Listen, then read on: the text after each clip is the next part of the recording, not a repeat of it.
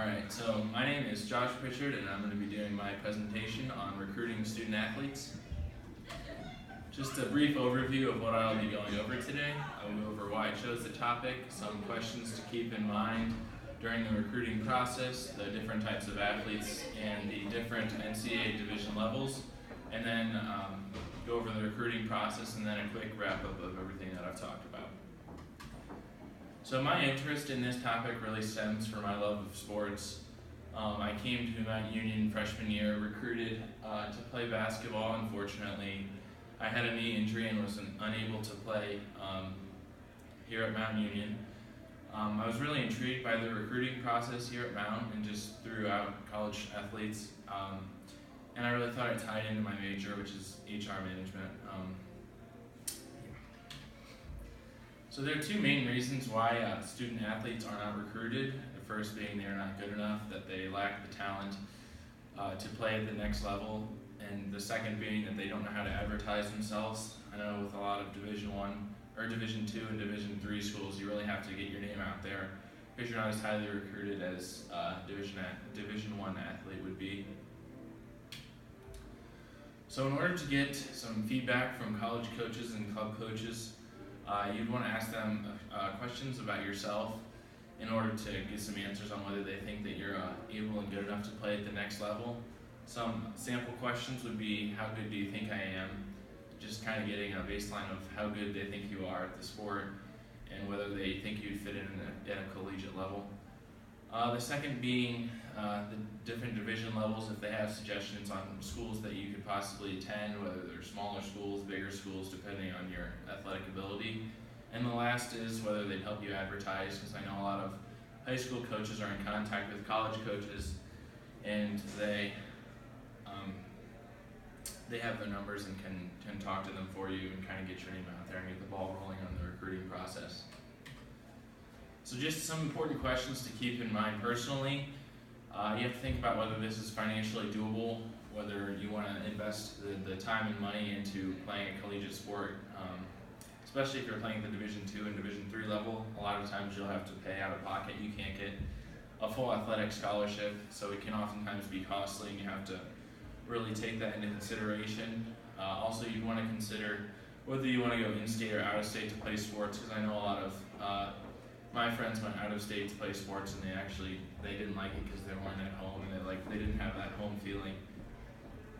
You have to take into consideration your grades when getting into the college, and then after that being able to keep up a certain grade point average in order to be eligible to continue to play during your collegiate career.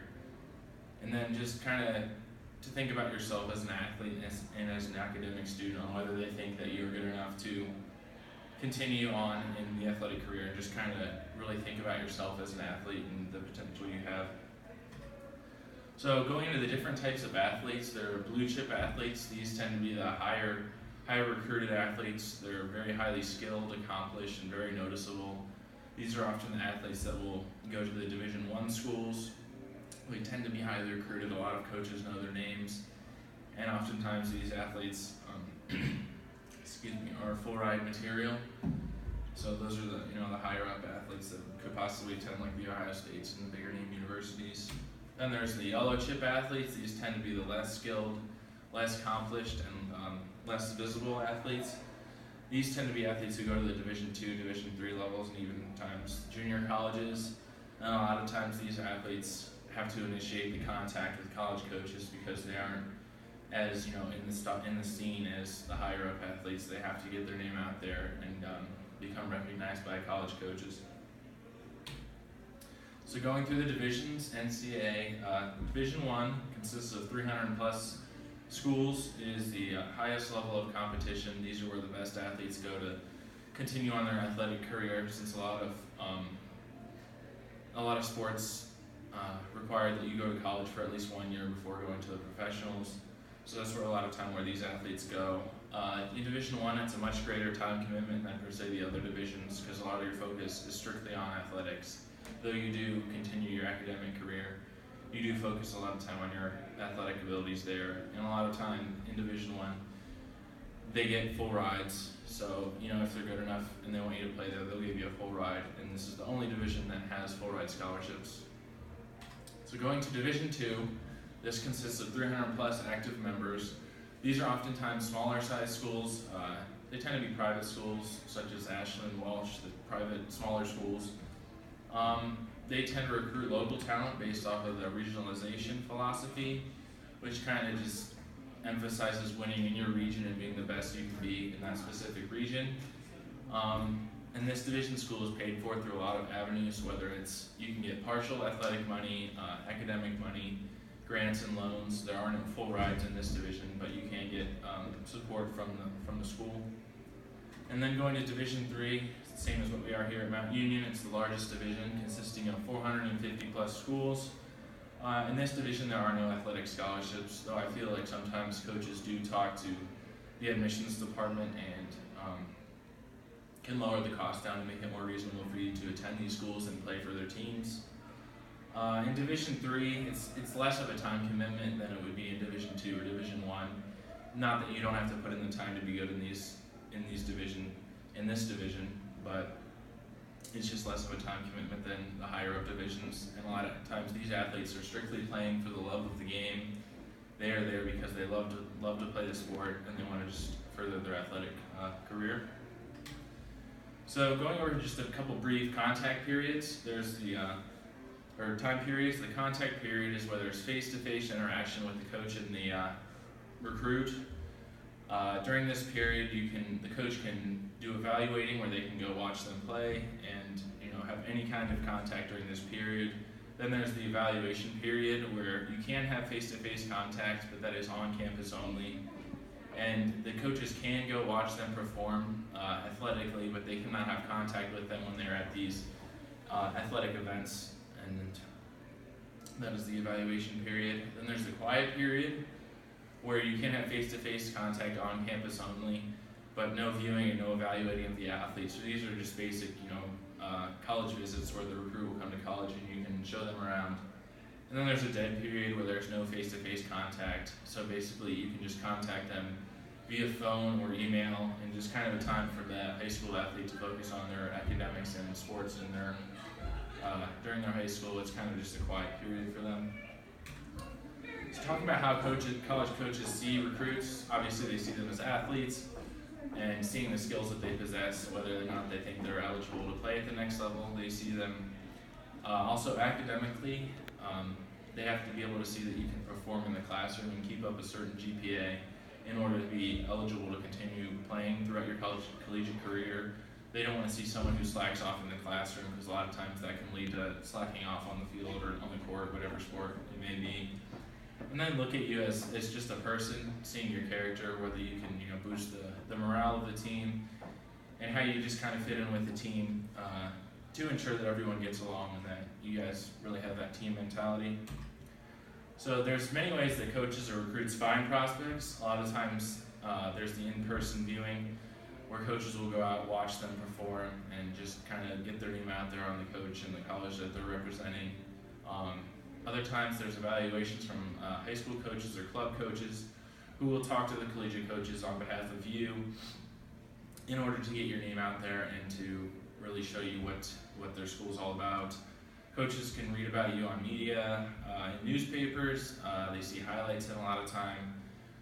Students will send out game film to college coaches. It's the age of media where film and this stuff's big. So a lot of times students are doing this a lot more often now.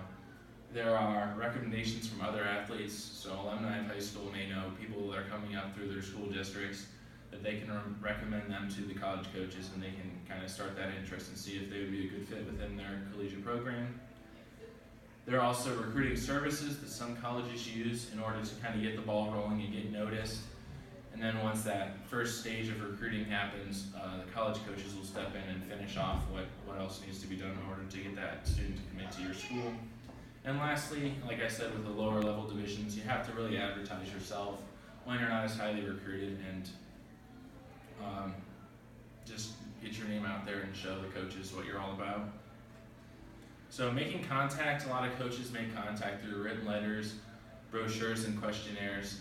I know when I was recruited, I got a few letters from coaches here just kind of sparking my interest in playing collegiately, because I really didn't have it on my mind in high school. I was kind of just focused in the moment.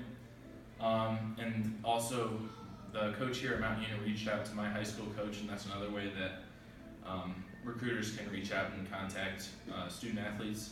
They can also contact you through direct phone calls and visits, whether it's to your school or home visits, just to really get that personal connection between you and the coach.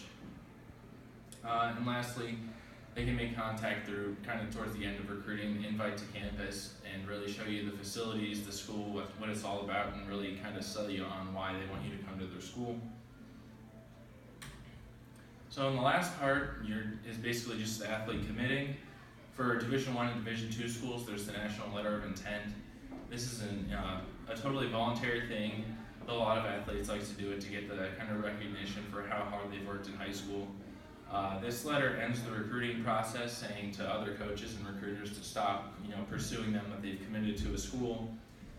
But if that athlete ends up not wanting to attend this school, they may release contact with this school and further looking into going into other schools. And though we went to a D3 school here at Mount Union, I had a signing day. It was kind of just to recognize that I was going to further my athletic career, and kind of just a recognition thing during my high school, even though technically it wasn't a national letter of intent. So in conclusion, I was just really passionate about this subject through my recruiting experience here at Mount Union, and just some of my friends going through the recruiting process to play college sports. I really like the connection between recruiting in college and then the recruiting in human resources. I found that there was a great correlation between those two subjects, and that is why I did my project on recruiting student athletes. And these are my references. Are there any questions?